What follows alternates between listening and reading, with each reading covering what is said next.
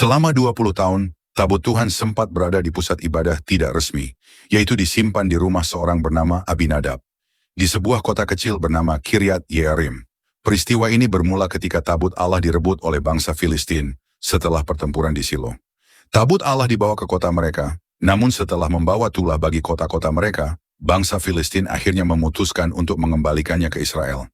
Awalnya tabut Allah ditempatkan di Bet Semes. Namun, di Bet Semes tabut justru diperlakukan tidak dengan hormat. Banyak orang mati karena tidak menghormati kekudusan Tuhan. Akhirnya tabut dipindahkan ke rumah Abinadab di daerah Kiryat Yearim. Alkitab tidak menjelaskan asal suku Abinadab, namun dari lokasi Kiryat Yearim yang terletak di daerah pegunungan Yehuda dan merupakan milik keturunan Benyamin, maka kemungkinan ia berasal dari suku Yehuda atau Benyamin. Nama Abinadab dalam bahasa Ibrani berarti bapa kerelaan. Ini menunjukkan hati yang terbuka dan bersedia menerima kehadiran Tuhan.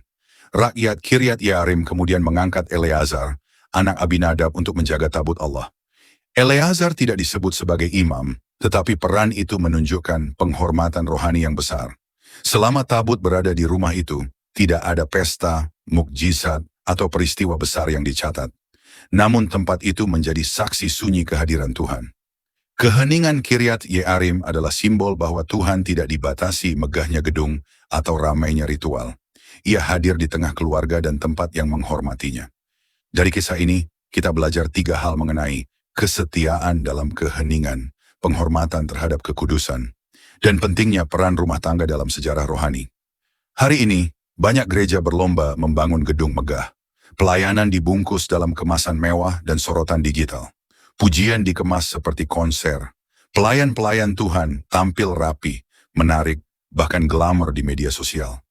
Bukan hal yang salah, tapi jangan sampai esensi pelayanan malah bergeser dan malah tidak mendatangkan kehadiran Tuhan dalam pelayanan.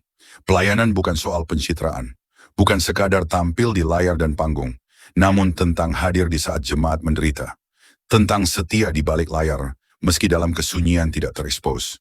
Dan pelayanan adalah tentang kesederhanaan tapi berdampak bagi orang banyak. Gereja bukan sekadar panggung, dan pelayan Tuhan bukan artis rohani. Kita dipanggil untuk memberi dampak nyata melalui kesaksian atau marturia, persekutuan atau koinonia, dan pelayanan kasih atau diakonia. Dari rumah Abinadab kita belajar, Tuhan pun berkenan berdiam di tempat sederhana.